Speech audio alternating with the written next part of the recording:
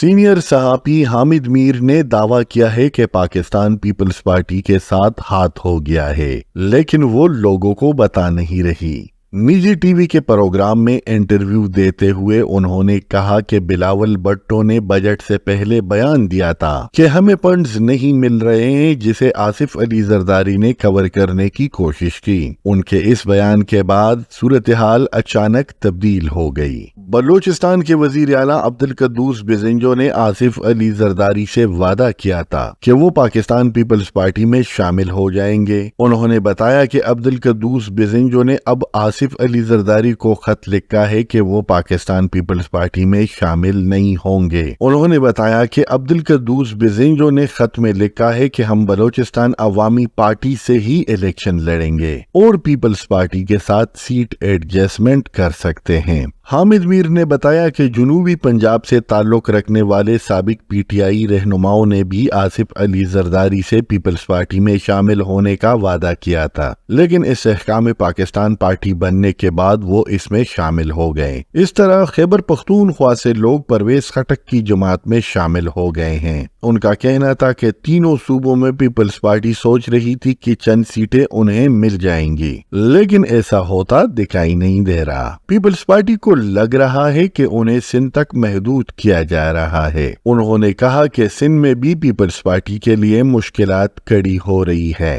G D A اور M Q M سمیت کئی جماعتیں گرینڈ الائنس میں جا رہی ہے، جس سے پیپلز پارٹی کو نقصان ہوگا۔